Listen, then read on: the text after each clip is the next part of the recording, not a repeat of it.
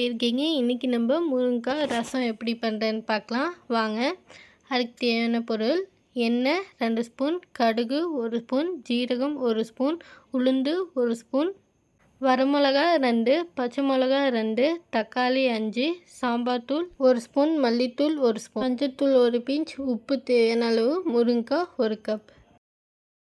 Okay, வாங்க இப்போது நம்ம ஸ்டார்ட் பண்ணலாம். ஃபஸ்ட்டு ஒரு குக்கர் எடுத்துக்கோங்க. அதில் நம்ம எடுத்து வச்சுருந்த முருங்கைக்காயை ஆட் பண்ணிக்கோங்க. அது கூடவே 1 கப் தண்ணியும் ஆட் பண்ணிக்கோங்க.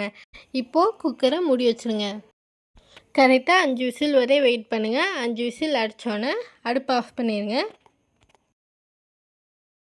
அடுத்த ஸ்டெப், ஒரு பாத்திரத்தை எடுத்து அடுப்பில் வச்சுக்கோங்க. அதில் 2 டேபிள் ஸ்பூன் எண்ணெய் ஊற்றிக்கோங்க. அது கூடவே ஜீரகம் 2 டேபிள் ஸ்பூன் ஆட் பண்ணிக்கோங்க. வரமல்லி 3 டேபிள் ஸ்பூன், மிளகு 1 ஸ்பூன் ஆட் பண்ணிக்கோங்க. பருப்பும் 1 ஸ்பூன் ஆட் பண்ணிக்கோங்க. வெந்தயம் 1/2 ஸ்பூன் ஆட் பண்ணிக்கோங்க. இப்போ இதெல்லாம் ஆட் பண்ணிவிட்டு இதை நல்லா வறுத்து எடுத்துக்கோங்க.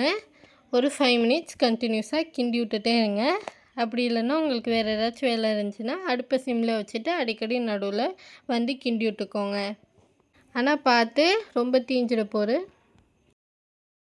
5 மினிட்ஸ் கழித்து 5 பல் பூண்டு அதில் ஆட் பண்ணிக்கோங்க. பூண்டு ஆட் பண்ணிவிட்டு அது கூடவே வரமிளகா 4 அதையும் அது கூடவே ஆட் பண்ணிக்கோங்க. ஆட் பண்ணிவிட்டு நல்லா கிண்டி விடுங்க. சின்ன வெங்காயம் 5 ஆட் பண்ணிக்கோங்க.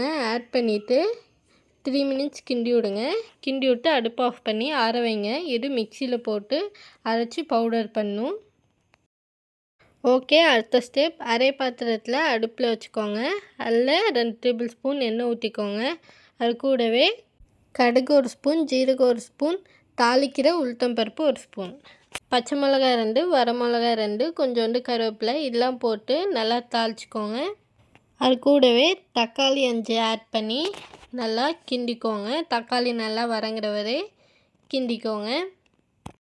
நம்ம ஒரு பவுடருக்காக வறுத்து வச்சுருந்தோம் இல்லையா, அதை எடுத்து மிக்சியில் போட்டு நல்லா அரைச்சிக்கோங்க. ஒரு 2 மினிட்ஸ் கண்டினியூஸாக அரைச்சிக்கோங்க. அரைச்சிட்டு நல்லா பொடியாக வரணும். இந்த மாதிரி பதத்துக்கு வரணும். தக்காளி வதக்கிட்டு இல்லையா, அதில் தேவையான அளவு உப்பு ஆட் பண்ணிக்கோங்க. நம்ம குக்கரில் முருங்கைக்காய் வேக போட்டுருந்தோமா, அது விசில் அடங்கிருச்சான்னு பார்த்து கேர்ஃபுல்லாக ஓப்பன் பண்ணுங்கள்.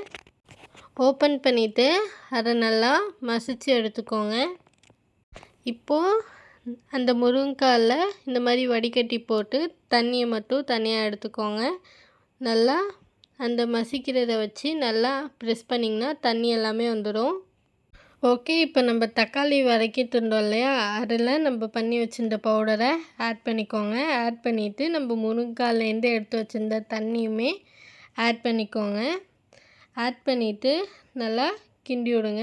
ஓகே, நம்மளோட மெயின் இன்க்ரீடியண்ட் அந்த முருங்கைக்காய் தண்ணியை ஆட் பண்ணியாச்சு.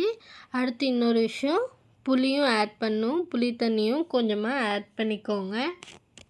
இப்போது எல்லாத்தையும் ஆட் பண்ண பிறகு நல்லா கிண்டி விட்டுக்கோங்க.